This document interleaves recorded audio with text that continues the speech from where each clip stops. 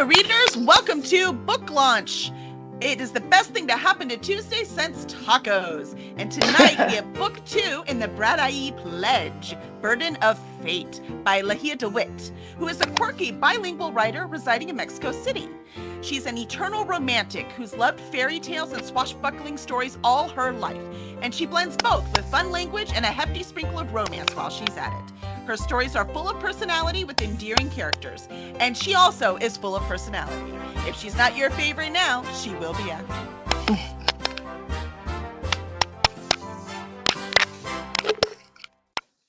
And I also want to say that a very fond and lovely welcome to SG George, our acquisitions editor and the copy editor of this novel. So thank you so much for joining us, Sarah. You're welcome. Thanks for having me. Excellent. Yeah, couldn't do it without you, literally. Yes. But Ligia, your second book, how does it feel? Oh my God, that's amazing. I mean, do you have any idea how, well, yeah, you do have an idea. I do, but they might not, so tell us. Yes. How long I've been working with this second book. I mean, original actually, Touch of Fate and Burden of Fate were just one book, a huge book. So it's been a while, but now it's live and it's so exciting. So excited to see it in print. It's not just a fluke, right? You've got 2 books out, right? It wasn't just one book. This is like starting to be like a career and stuff. Like, how does that feel? Yes, I mean, when I first started writing, it was like 10 years ago, a little more than 10 years ago. I didn't think about anything of this at all. I was just excited to write, it was so exhilarating to put your stories, that little people in my head. I keep, staying in my head and put them into words. So, but at some point, you say, you know what? I want this to be read. I want the story, in this case of Titus and Ryan, to be known. I want to find readers who love Titus and Ryan as much as I did when I created them. So being able to do that, to have my world that I created, the characters that I imagine, that they just dance in my head and they fight in my head, and have them on paper, having people loving the story and loving the characters is, I can't tell you. I think that's the most satisfying thing that you can do as a writer, as an author now, as an author. Right, you're an author, man. 2 books. 2 books. Yes, 2 books. And 3rd books on the way. So that's right. Yes, that's right. It is pretty. I actually this morning I was watching, Amazon, and then it's not on order or pre-ordered now. It's there. I have live. 2 books in my shelf. The series, like, hey, it's not just one. We already have 2. So yeah, that's. And I know I've said exciting a lot of times, and I should be I know I should know more words, but sometimes, even though you're an author, my when I speak is first draft, definitely first draft. And you don't want to know what my first draft looks like. It's like a mess. So that's how I speak in real life. A first draft. Same. It's a lot easier, right? We're more elegant in our stories because we have time to edit it and refine it. No, I feel that. And we have people like Sarah to tell us, people don't talk like that. Hey, wait a minute, Ligia. This is not right. You used the word excited 5 times in this paragraph. I'm going to need you to cut it back a little. When Sarah sent me the manuscript, I think I saw like 6,000 comments, and I almost peed myself. I was like, what? What is this? Most of them were commas, like, I'm sure. Yeah, there were a lot of commas. A lot of commas saying, no, Ligia, you can't put a comma. Like, yeah, no, why not? But yeah, it was pretty fun to read her scolding in every word. It's not a scolding. For sure. We're already getting questions from the audience, so I want to make sure to ask you. But before we do that, I want everyone to have a chance at hearing what this book is about. And also, Zepha will put the link up for Burden of Fate, and Touch of Fate if the ebook, if you're interested, is still on sale for 99 cents. Today's the last day. So if anyone in the chat is like, "Ooh, I really want Burden of Fate. Ooh, I need to read the first one." 99 cents right now. Right. That's right. So you can It get it ends right like now. Cinderella at midnight. That's right. So get it now. It's gonna turn back into a pumpkin, a very expensive pumpkin. Oh yeah. Yeah, a $5 pumpkin. Yeah. Oh no, it's so horrible. But yeah, just Pumpkin latte is like a pumpkin latte, you know. That's right, exactly. No, those are like $10 now. No, life has changed. Oh, well, Yeah, I'm talking they're about tall. crazy. Okay. Yeah. All right. So, Sarah, please let us hear about what this book's about. The line between Oh, yeah, triumph and tragedy is as fragile as a twist of fate. Ryan's quest to unearth the elusive spark of creation within Titus that holds the Fae's salvation isn't exactly going as planned. After all, Ryan wasn't supposed to fall for the pirate. Her Fae mentors warned her she could lose her humanity if she gets too close to the Bradaís? Bradaís! Yeah. I only ever see the words, I don't hear them. Eternal foes of the Fae. But how do they expect her to complete her mission without getting too involved? It would be much easier if Titus didn't make her feel safe and excited. Titus seeks solace in Rhiannon's arms, the one person who can soothe his darkness within. Haunted by his past, he's determined to remain hidden away from the relentless Fae and the ruthless Bradaís alike. Confronting either could spell disaster for the fragile peace he's found with Rhiannon. Rhiannon finds herself ensnared in a deadly game of Fae and Bradaís. The conflict threatens to crush her spirit and twist her fate with a darkness that is beyond anything she's encountered before. Can she conquer her fears and stand against the most powerful of the Bradaís while still protecting her beloved Fae? After all, she is no longer Colin, a child to the Fae. Yet it seems she may no longer be entirely human either. So much happens in this book. It's awesome. It's crazy. It's crazy. Yeah, I'll tell you, Shelley says that she speaks in first draft too, so she gets it. Yeah. You know, you're my sister as well, Shelley. You understand my pain. She's like, I get it, I do it. And Jessie says that she'd buy it twice if she could. Oh. Second Amazon account. New email. Just there you go. You know, you can get there you go. Let's see. The Northern Lights says it's such a good book. Northern Lights was lucky enough to get an early copy. Yes. And left an awesome review, I'm sure. I haven't even looked at the reviews yet. So she was the first one. She sneaked her first review. Thank you. Northern Lights is our superstar, man. That was. I am so amazed by her powers, speed powers. She was the first one. Like, whew, there she goes, the first review. So, yay! I need to read books as fast as she does. I know, right? Oh my God, yes, me too. Thing is, you know what? She gets to read them for fun, and we have to read them critically. There is a difference. It's true. It is true. She has the thing when they always say, you know, what if you could read for a living? I'm like, yeah, I'm reading for a living. I'm like, yeah, but I'm reading for a living. Exactly. I have to stay here for 8 hours and read. I chose this. I'm kidding though. I love my job, so that's not a problem. Jen does have a question for you, Ligia. Jen wants to know, for first drafts, what do you think you do best? And what do you think you struggle with the most? What I do best is vomit words. Oh my God, I'm so good at that. It's like my mind is like picturing the next scene already, and my fingers are like, wait. So, you know, like you put things like insert cool description here, or insert something in awe here. That's the best. The worst thing that I can do is descriptions. I can't. I mean, I can always say, put a pink castle here, but I can't stop to put a description at all. It's mostly the dialogue, a little bit of action, and just a summary of what I. That's all, because, you know, I'm picturing the scenes in my head, and my brain's like, go, and my fingers are like, no, please, you know, I can't anymore. Like in a marathon, like you're trying to drag yourself to the end line, and it's all numb, and it's yeah, you can, and everybody's cheering you up, but you're just far away. But yeah, that's exactly how I write my first drafts.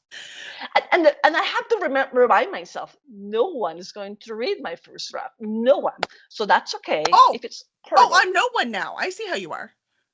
You don't read my first draft. Not the first. That's true. You're right. You're right. No. But by the time I get it, there is a castle in there. That's right. Yes. Yes. I think of you very, very dearly, Kelly, when I cry, like, oh my gosh, she's going to scold me here. And then I think of Sarah. Say, oh my God. No, don't think of me. Right don't think of me. I don't care. I am so far beyond the first draft problem. I love it. Well, I have to say, I know, like, we talked in the middle when you were drafting this book, right? And you were really scared that things weren't working. And I was like, but from what you're telling me on the phone, because I hadn't read it yet, I'm like, I actually think it's fine. I said, I hear this one thing that might be a problem, but we'll deal with it, right? I think it's fine. I think it's great. So I'm wondering, like, do sometimes, because you sent me the draft, and yeah, there were definitely things that needed to be changed, but you did it, beginning, middle, end, all the character arcs were great. So yes. I'm wondering what makes you in the middle, because we're doing that for this one too, because we actually have a cool little announcement to do when we're doing this one. Like what is it when you're in the middle that stops you? What is your biggest like wall that you might hit? I think sometimes there's a scene that can be complicated. I'm scared to reach out, and it feels like my brain doesn't want to go there. So I start. My first chapters, they are so polished because I read them again and again and again, because I reach this point like, no, I don't like it. So, and then stop, and I just start all over again. I'm like, I need to conquer that one. And it's happened to me with my third draft when so before we talk in Superstars, and I keep wanting to reach that place, and I'm like, I can't. I was so scared. I mean, I knew I had to tackle it. It was already written, but it was in that first scrappy draft mode that just, scenes. And I mean, I know how this series end. I know perfectly well. I have it there. It's just like how to reach there. I was like, So I just return and go back and surf the web. And well, I have to say it was worth it. I mean, for me anyways. Hopefully it was worth it for you too, because this story shines. It is beautiful. I love watching Ryan and Titus and their relationship change. And it's a beautiful thing. And I know when you write, like every time I call it a romantasy, you're like, no, it's just fantasy. But the romance is so big in this. Oh, yeah, especially this one. Yeah. Yes. So I love that relationship. So I'm wondering, was there something else that inspired that romantic relationship between those two? Or was it just because they spoke in your head and they told you? They spoke in my head. Yes, I didn't guide them. I think I must have mentioned this before, but Ryan and Bricious, by the way, I need to share that drawing of Bricious that you did, Sarah, at some point. I just love it. So Ryan and Bricious, yes, they popped in my head. And they were kind of fun and loud, and they were like, wake up, because I was kind of sleepy. So rude, but I could see Bricious doing that. Yes. You know how he's a little... He just takes your hair like reins, and he just pokes everyone, with his little sword. Which is great if you can see him, but not when you can't. Hey, now I have a question. No, it's just Bricious. And then Ryan wonders why the heck she never has a second date. I mean, she didn't have a second date in this book as well. I mean, oops, spoiler. I'm not sure they quite got to their first date, but lots of stuff. Yeah.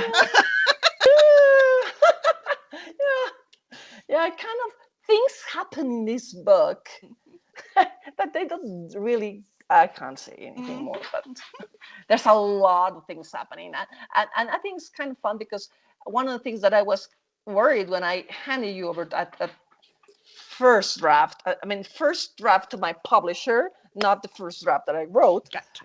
It was so interesting because I was telling you this is bursting at the seams. I mean, it's like I can't contain it. What is happening? But I think the solution was pretty good. There was this scene that is one of my favorites that we had to push it to book 3. Mhm. Oh my God, I just love that character. I can't tell you anything more. But for those because I know there are some here that have already read the book. There's an epilogue at the end, and they're talking about this character. Oh, I love them. I can't say that, but it's. We'll I just can't wait say for it's you a guys to beloved meet. character that was in this book, and I was like, can we move them to book 3? And Ligia's answer was no, and I was like, please. No, actually, I told you yes. I told you yes. You thought that I was going to fight over that one, and I was like, did. that makes sense. Yeah, it works. That makes sense because it was just too much for. But I mean, I kind of that happens to me with books. Happens to me with book 3, and that's what we were going to talk about as well, right? Yes, there Not is. yet. There's a little secret because this was going to be a trilogy. But Yeah. after talking at Superstars and based on Tracy, who is on, and Todd has also joined us, by the way, if you want to say hi to Tracy and Todd. Hey, Todd. Hey, Tracy. Hi. That talking that this Say like book this. is it's not going to be a trilogy anymore. So what's happening? Okay, so it happened to me with book 3, the same thing that happened to me with book 2. Mhm. So book 2 was bursting at the seams. It was like too much. And then book 3 was doing the same. I was like, what is happening? It's just growing and growing and growing. And the worst thing is that things were happening too fast, right? So it was rushed. And okay, of course I can't say a thing, but whatever It's so hard to talk issues, about whatever, future books. just like, oh, it's very exciting. It's like very, very exciting. I'm like, then the middle of book 3 is like one of the best scenes that I had ever written. So I'm very, very excited about you reading that first, Kelly. So oh my God, my cat's coming around here. Sorry, she likes to also step in the keyboard. So hopefully she doesn't do that right now. So long as she doesn't hit the mute button, it'll be all right. That's right. Then we're Yeah, good. that's the problem. She once sat in the keyboard and she said like weird messages to people. So anyway, and it was just too much, right? Yep. And actually, I sat with Todd at Superstars because one of the things that I can say that happens at the end of the book, well, at some part of the book, I thought it was too rushed, and I think, and after talking to Todd, I agree that yes, it needed to breathe. So it was either that. See, you see her little face. There she goes. There she goes. She needs to be pet. She's very, very, very, very. Oops. Look, it's a Twitch rule. A cat on screen is extra people. No problem, man. Yeah, their ratings just went up. I have no issue with that. Right now, she's just giving me her back, cat style. So so it was too much. So it was very funny because when we met again in Superstars, Kelly was there, of course, Jesse and Tracy. Why did I say just Tracy? Tracy and Jesse. They were also in Superstars. And there was this event. There was before the seminar started. We were all at the Jack Queen's pub, which is an Irish pub, for the kickoff. And Kelly was there for actually a launch of one of the Cruise Dragon Ship publishing books. And I go to her. I haven't seen her. And she was sitting and I was standing and said, Kelly, we need to talk. And you just look at me and say, it's got to be 4 books. Are you a freaking mind reader? What happened? It was just kind of like, I was shocked. I was like, how did you know I was going to tell you that? Because I didn't want to say anything until I see you in person. And it was like, Kelly, we need to talk. It has to be 4 books. And don't forget Tracy in the corner going, I told you so. She did tell me several times. Oh, so for the people who doesn't know, Tracy and Jess are like my besties of all time, writing style. I mean, they're amazing writers and also critique partners at the beginning for many, many years. And they know me very well. They know the story so, so well. And Tracy was my alpha reader for this third book. And she was the first one who said, You need to do 4 books. This is too much. I'm like, no, heck no. This is a trilogy. You know, I want it to be a trilogy, so to be a trilogy. But she, you know, planted the seed in my of discordance in my head, and I was like, okay, this can't be one book. This can't be, because if Kelly tells me that I'm gonna have to cut like 30% of this book, I'm gonna be pretty mad, because it can't be cut. So yeah, we talk, Kelly and I, a lot with Tracy and Jesse, and again I also talked to Todd. Thank you, Todd, because I wanted to settle things in my head, and it was like, must be a 4 book, sorry, a 4 book. So now, is there a name for that when Yes, there's we have 4 Touch of books? Fate, Burden of No, Fate. when No. a trilogy and quadology. Quadrophenia. 4. Wait, 4 has a word. Quadrology. Todd likes that too. Quadrology. Quadrology. I mean, It's if a it wasn't 4-book a term series. before, It's it is just- now. it's It's a what I'm 4-book using in series. all of my marketing. Todd has practice with quadrologies. Yes, see, Todd, that quadrology is the new trilogy. It's totally fine. It's totally fine. There you go. That's right. There you go. Tetralogy. Quadrology. I mean, there's like 4 horsemen of the book Oculus. Okay, now everyone's naming these things right now. Was that Kevin? Who said 4 horsemen of the book capsule? It was Pine Lord. Yeah, of course it is. Of course it is. It's awesome.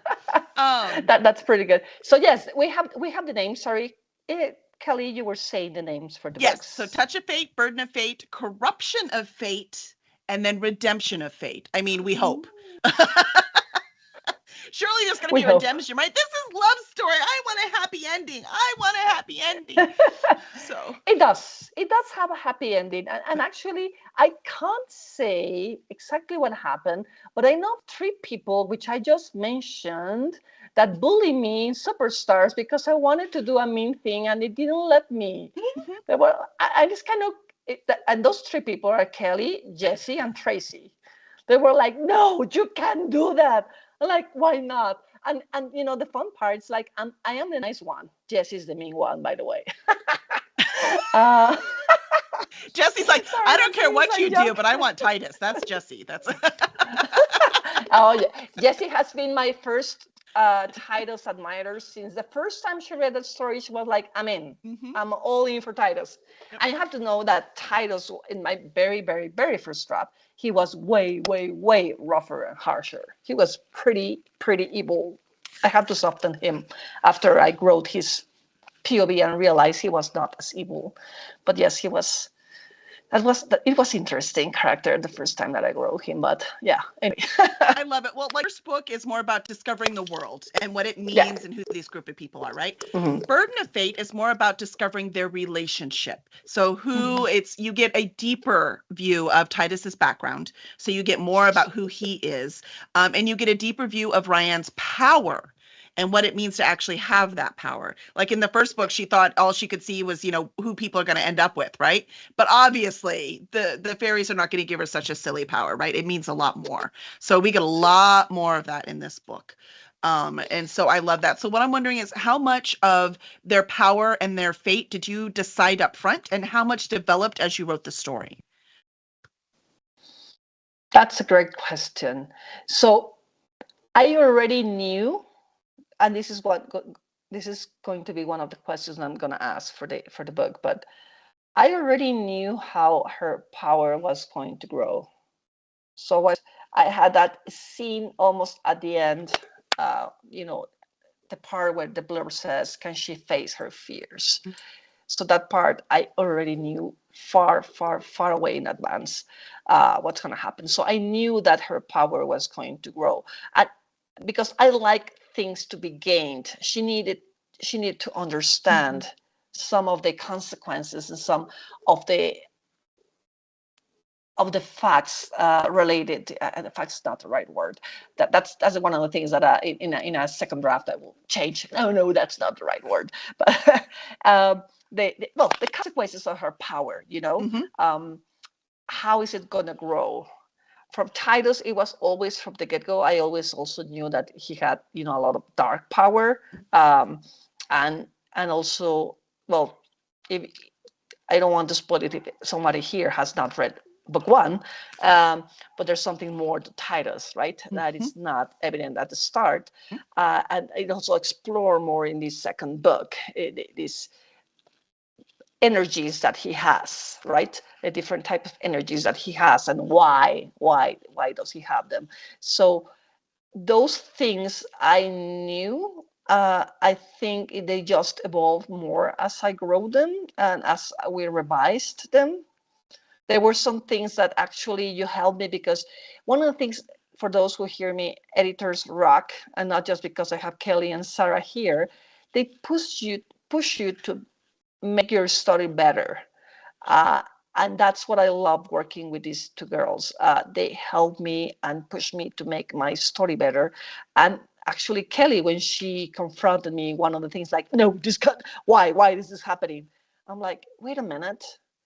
And I love it because it brings me up something that it was already there. It was just not brought up, if that makes sense. Yeah. So it wasn't. So it went to the surface, and I was like, of course, this makes a lot of sense. And it had to do with that. Why is Ryan needed? Why there's a human with a touch of fate power in this story? Why was she chosen? You know which scene, right? Why was she chosen for this task? And this is one of the. So this is already. So it came. It's both things. I already knew, but the levels, how deeper I went, it improved with each revision. Right. Yeah, I look forward to it. And quite frankly, also, this is a book too, right? And just the way you told the story has changed. So that's really fun as well. So I like that. I like that a lot. And we spent some time not just in the Fey realm. We also spent in some different places in the Fey realm, so that's fun. There's dragons. Anyways, so there's some fun stuff over there. But there's gonna be more. Yes. Okay. But there's also like scenes that you have like in Rome, right? So I'm wondering, like, have you been to Rome? Did you get to explore? Yes. Like, so how did you use Rome as the inspiration for that? So first, I'm gonna take a step back. Yes, and, please and do. you know, Paris. One of the scenes that did not make the cut. We're not going to talk about that because there are some feelings involved. I'm sorry. It works though. No, it makes sense. It works better now. I swear. It works better now. But at first it was Paris, the one that I wanted, and that's because I went there. It was many years ago, and I remember that awe, that beauty of the city. But when that was not possible, I was thinking, where should it be? And first of all, there were two reasons. Titus already chose his name because of a Nadurta, which is a kind like the Fae, but in the human realm. Nadurta beings, which are darker than the Fae, they were already the catacombs of Rome, and I when I went to Rome to the Forum Roman, how do you say Forum Romano? Is in Spanish. Forum Romano, Romanum, Rome? Forum Romanum, in Rome. Yes. Rome. Just Rome. No, but the forum, the place where Roman they Forum. step. Yes, the Roman Forum. Thank you. Yeah, I think Titus calls it the Forum Romani. Yeah, thank you. The Roman Forum. So I went there, and I remember that I felt transported to a different era. It were. I mean, it was a lot of rocks, if you may. But the energy there, the feeling, you know, picturing the Romans, talking in the steps, and the women just with their togas, hand in hand, talking about the gladiators, whispering about the new man, the new guy there, and I picture all of that, and it was an amazing feeling. So I kind of connected with that when Ryan was there with that. We can say that they are there, and that feeling, that magic in that place. I wanted to just bring a little bit of that in there. Yeah, So because Ryan that's had why. been back and forth from like Seattle to the Fey realm, but she'd really been nowhere Yes. else on this world. Yeah. And even on the Fey realm, she hasn't traveled a lot. So for her Japan. She went to Japan, remember? Oh, well, she did, but Yeah. wasn't She exactly saw an about a exploratory postage mission in stamp that of first book. Japan. Yeah. It's like when you work, when you work and they send you somewhere else and you only visit the office and that's it. And that's it. Yeah, that's what Yeah, happened to her, except it that's wasn't an right. office. And if you're Exactly. wondering what we're talking about, you need to get book one. You did read the book, yeah. Because it's very fun. It's fun. That scene actually, let me tell you that it started like this. It was just a paragraph. Like, she went to Japan, and Peter in that version, Peter was more involved. He rescued her and whatever. So it was like this, and it evolved like And now it's like this several huge, it's chapters. pivotal, man. Pivotal in that first book. Yeah, I loved it. I have actually one of I don't think that's gonna make it to any book, but I have a scene of Titus and Sergei in Japan, with Miyuki, one of the women that he spent, well, the only women before Ryan that spent some time with. I love that scene, actually, by the way. Yeah, yeah. Someday I'm gonna share it as well. So yeah. So much fun. I love it. Am I smelling a newsletter hook? Right. You're right. Yeah, we do want to talk about the newsletter, but before I get to that, I want to know, Sarah, so we some of the versions, we'll talk about other versions and stuff, and the readers never see it, and you never see it, right? You don't see it until it's as good as we can possibly get it. Now we can't look at it anymore, so it's your turn to make sure the sentences make sense, and again, all the commas are in place too. But so that kind of thing. So we're wondering, was there anything that in this book that surprised you, or anything that you were delighted by? Oh, I thought it was cool getting to see the Rome stuff, because I lived in Italy as a child, kindergarten to third grade. I lived in Italy, and I didn't get to visit Rome, but we went to Pompeii, and so I have very formational memories of almost being hit by a taxi in Pompeii, but that was not important. But also, we went and we saw the where people had been trapped in ash, and I have very formational memory of somebody had reconstructed a cart and then set a stone man and his stone donkey on this cart, and I was absolutely horrified. But so I liked the Italy stuff because I'd been there, and you do capture that sort of magic that even I felt as a third grader of this is very much an old place. Yes. I think it's very magical to roam the streets. It's pretty awesome. Roam the streets of Rome. And I will tell you, for people who do not know, Ligia is in Mexico, right? So when it comes to shipping things, it's a little difficult. So do you know what I have? I have 2 books right here that are signed when we were up in Superstars. Yep. So this is personalized by the author's hand, and we are giving away 2 copies. Right. So there is a trick to this, though. So we have a nice, cool thing so that you can earn your signed copy. So, Ligia, will you please tell them what they need to do? All right. So this is going to be for my subscribers, right? So if you newsletter subscribers, newsletter subscribers. So if you are not there already, make sure to go and subscribe. You can unsubscribe anytime. We promise not to hunt you down. I mean, I'm gonna keep Titus in a leash and not send him to you. So this is going to be for my subscribers newsletter, and tomorrow I'm gonna send a newsletter with a question. It's about my favorite is scene in the book, in Burden of Fate. And those who answer correctly, those who send the answer, which I'm going to tell you, of course, we're going to choose 2 between anyone who responds between tomorrow and Sunday, this next Sunday. So which is March 31st is Easter. Yes, exactly. And the 2 lucky winners, which have to be in the US, apologies, but we need to send it only US, right? Yes. That's correct. Yeah, sorry. Yeah. They're gonna have 1 signed book. So what was my favorite scene in the book to write? What was your favorite scene, Ligia? Yes, ask me.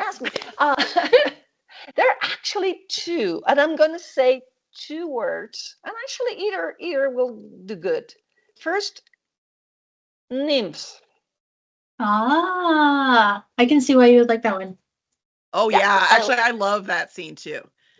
I love that scene. It's like and horrible it's like and amazing and so pivotal. I love it.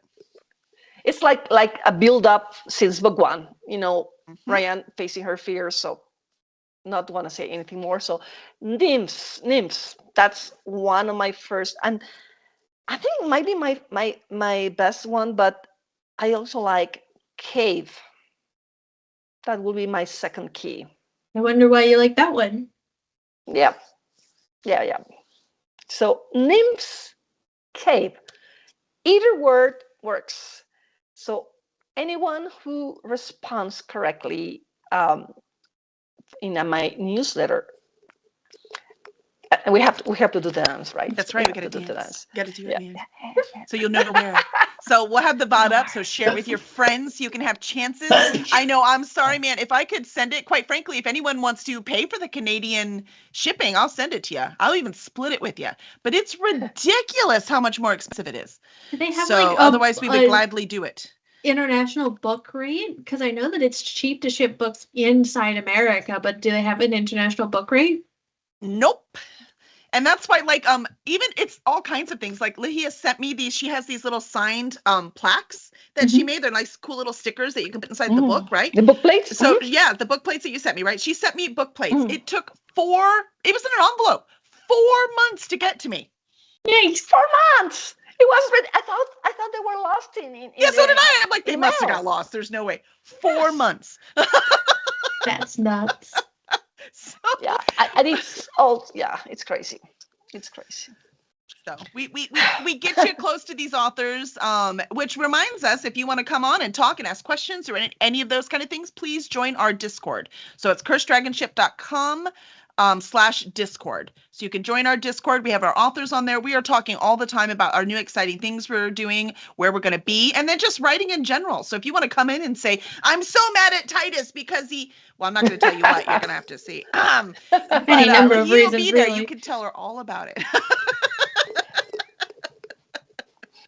So it'll be fun. It'll be fun. Yeah. If anyone else has any other questions, please go ahead and post them. I have a question. Shelly says everything gets hauled by Saint Bernard up here, or Huskies. They charge premium rates. I mean, have you That's seen the those reason. things? That's the reason. They would take a lot of kibble. That's true. Does that sound right, Nix? Is that what happens? We have That's so funny. alebrijes. That's the ones that that make all the fuss in the emails. Those are magical creatures, and you might see them in Coco. So yes, we have those. No, You were going to say something, Sarah. Yeah. So has Brassius seen the movie Ratatouille? Loto? Ratatouille? Oh. It's a movie. Oh, the movie. I'm sorry, Ratatouille. Yeah. Has he seen the that? Pixar movie with the rat that's the chef. Yes. Has he seen that movie? Yeah, because we talk about how Brassius in the book, and talk about how Brassius likes to watch movies and then emulate what he sees in the movies. Yes. And so he spends a lot of time as a pirate in this one because he likes watching pirate movies. I can only imagine how much of a twerp he would be had he watched Ratatouille. Yeah, actually, he loves military movies also. He's a little drill sergeant. And that day, I think I'm mispronouncing because it's an Irish word, so apologies if I'm tramping over the word. The day, Loto, which is one of the guards of the Fae. He loves movies. He loves to watch movies. He actually quotes movies all the time. And so I have actually one of my previous versions have Loto and British, fighting about the movie they wanted to see, and he was in Ryan's department. So yes, they definitely watch military movies. They love Rambo and things like that. Yep. No, he's quite a character. He is, though. Calling him a little drill sergeant is absolutely right. Even though he's only this big, in his brain, he's a fierce soldier. And, he has a chance to prove it in this book. So he actually gets a chance. So it's kind of nice to watch him in action. There is a lot more fighting in this book. So I like physical, like sword fighting in this one. There's one really hot scene in the first book with Peter and Titus, and it's really nice. Oh. Like I could see it in my head. I could just read it again. I like that one. But there's a lot of fighting in this one, and it gets serious. And you explore the Bradaís a lot more. So we get a little bit more of their history, not just Titus's, but it kind of develops about what's happening and why this is called, the Bradaís Pledge, right? This starts to make more sense what's going on. And I'm wondering, how much time did you spend actually building the Bradaís culture and where they came from? That's a great question. I have no idea. I have no idea. Let me tell you why. Forever. Yeah, because I started writing this book in June 2014. Oh wow. But it's not all the time, Yeah. It's not like been spending 10 years, because I wrote a lot of short stories and also other books, other novels, complete novels they are, waiting for their turn. They are there. So I was like, I'm going back to this one, and then I put it back until Jess and Tracy say, stop it. You have to just send it out. Stop tinkering with, because you want to make it better and better and better, and you just don't know what to stop. So it's hard to say. I think the first time that I wrote this story, I didn't know much about it, but I realized I had to write the story from Titus' perspective. And it was when I started writing that everything became clearer to me. And when I noticed, that's why I had to change him. Actually, just fun fact, I have this huge story before Titus had his voice. And when I found his voice, I had to cut it in half, throw it all away. So all those scenes, they didn't work anymore because it just didn't make sense. Say, oh, he can't do this, so this doesn't work. And I took the other half and I just changed everything. So that's when I started working with the world building about who the Bradaís are, who Anor is. I actually got a little bit of inspiration from the Silmarillion, when Sauron goes with the elves and, being nice and, trick them. So it's not really mentioned. I think it's mentioned once, but it's very briefly. That's what happened. Anor tried to do, like be the good guy while all the gods were doing mayhem. And he was like, no, I'm not like this. So I want to help you out. But he was tricking them until, the Hawthorne in Cutie's Take saw through Anor, and that's how they had to do all these things to trap him. But I was a little bit inspired with that, so I just took a little bit of that and took a little bit of something else, and then tried to make. I actually make it my own, because there's a lot of things that are just something that came out from my imagination, So it's hard to say, because I think it was like a lot of years in the work. And I will say, for everyone who likes slow burn romance with a good payoff, yeah, this is the right one. Yep. This is nice. I quite like that. So it's the perfect. If slow burn's the way you like it, and but you actually want to get somewhere, perfect. So like when you're trying to make the perfect marshmallow, you don't want to stick it in too fast, because then it turns into a giant ball of ash. What? You don't tell me you eat the ashy marshmallows. I like them burnt more. I catch them on fire. Me too. They have to be all black. Yes, I catch them on fire, and I even turn them so all the side gets all burnt and crunchy and delicious. Because when you do it like that and you get it all burnt and crunchy and delicious, the inside is just soft. So then when you put it on the s'more or just eat it plain, yes, Seed Explorer says burn them too. Absolutely, that is the way to eat that's them. A little bit Tracy like too. Titus. Sorry, Ligia, we all want to burn them. Yep. Oh, no, I'm good. Yeah, I burn them as well. Lenny loves burnt marshmallows too. I'm telling you, man, it's the way to go. You've been outnumbered, finally, for one thing. But we gotta go back to commas. I can't lose when we talk about commas. That's true. You can't. You definitely know the commas way more than anyone I've ever met. You have talent. You have a gift. Yes, she has a comma gift. That's right. Definitely. That's right. Yeah. But yes, it is one of the things that my advanced readers love the most is the character growth, and they really like the maturity of the characters, how they so Titus was a little bit social challenged, relationship challenge in book one. I mean, he had no idea. He was like, he didn't know what he was doing. So they both wrote so beautifully in this book. Yeah. I just love how that's the first thing that you told me when you returned the draft to me. And that's what, I think that's what my ARC readers have loved the most. Yeah, no, it's awesome. Oh, I will say you get one, Sarah. Shelley says that they demand perfect marshmallows.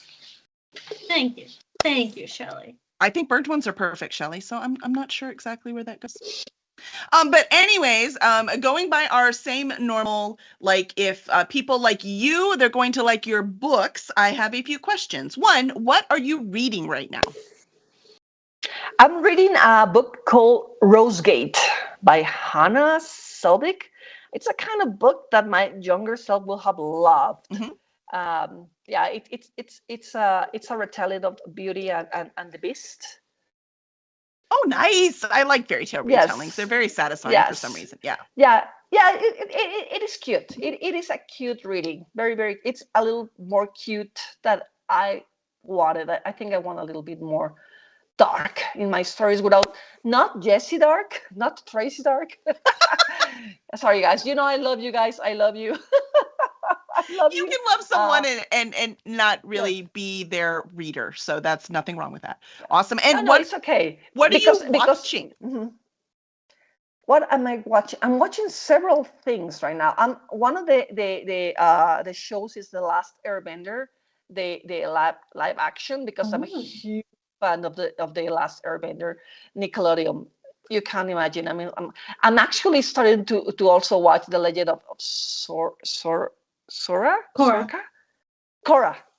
Yeah, The Legend of Korra, which is like the second part of the Airbender, because it's pretty cool. Yeah, I love Korra. Yeah, people are down on Korra.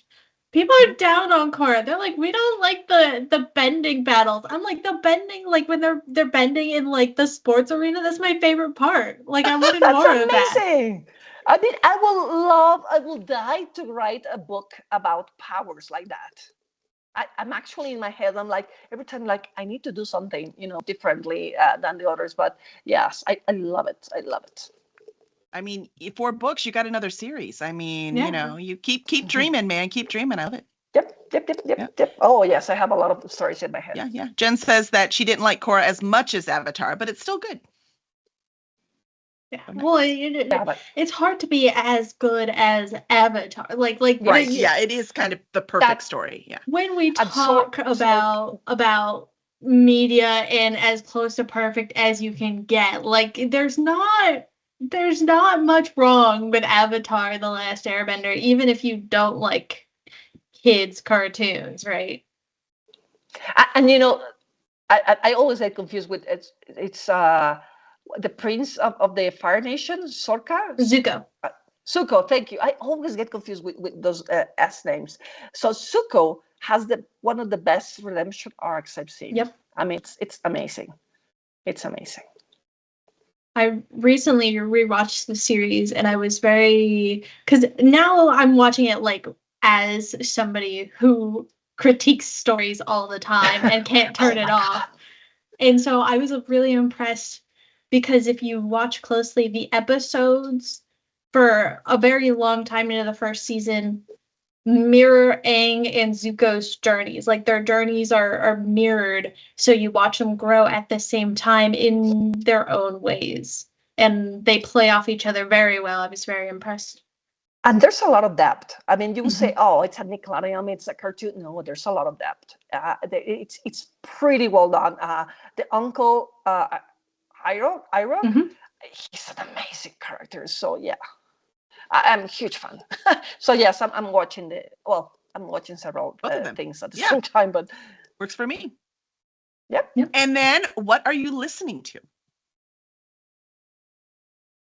Music, you mean? Yeah, it can be music. I was thinking music, but it doesn't have to be music. Just it can be whatever. No, I actually right now I don't have like a particular favorite singer. I usually just let iTunes choose my music on the things that I like. So I just put it in there.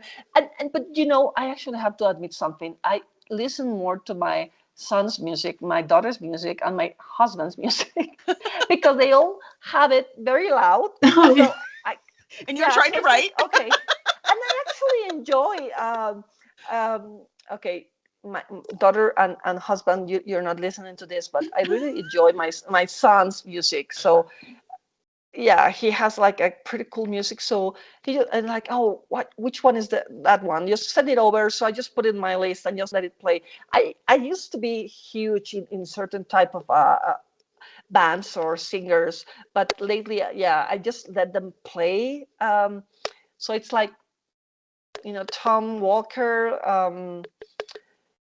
I forgot the names because I just let them play. Imagine Dragons. There's a lot of Taylor's. Even I like Taylor Swift. Yeah. Yeah, I mean, what's not to like? Makes sense to me. yeah. Yep. Excellent, excellent. All right, well, thank you so much. So, Sarah, let's go to you first. For anyone looking for an editor, and though you copy edited for this book, you also do developmental editing and proofreading. Where can people find you when they need to hire an editor? Ladybirdediting.com. You can shoot me an email at ladybirdediting@gmail.com. Or I have a Twitch show. You can follow me on Twitch, twitch.tv/Birdie25. We do a live editing Twitch show once a week on Tuesdays, and we do an art show on Wednesdays. She's pretty good. Excellent, excellent. And Ligia, congratulations on your book too. Thank you. We are so Yay. happy. We are so proud to present it with Cursed Dragon Ship on it, by the way. So we're so proud. Thank you. And so So where happy can to be with you. people? Well, two things. First, I want to know where people can find you and your work, and I also want to give them that code word one more time so they have a chance. Right, exactly. So you can find me at ligiadewit.com. I'm usually pretty active in Facebook. That's where I'm also in Instagram, but I think it's Facebook where I felt myself more. You can find also all my social media in ligiadewit.com. Mhm. I have them there. You can also subscribe to my newsletter there. And I'm gonna send you one. This is one or two. I think there are two short stories when you subscribe. Titus and Ryan is previews to the books, so you have like the prequel of both of them, and again the code word. So what is my favorite scene from Burden of Fate? And I had two: nymphs, cave. Those are the two words. So make sure to answer when I send the newsletter tomorrow. Mhm. And you have until Sunday, and we'll draw two winners from there. I do quite love that cave scene too. Yes. Yeah. That's Yes. a really good scene. I It's might a read it again turnaround. tonight before I go to bed. Okay. So, nicely done. Nips and Cave. Just join her newsletter, and her newsletter is great too. And don't worry, she doesn't kill you with it because none of us got time for that. I mean, Yeah. we got work to do.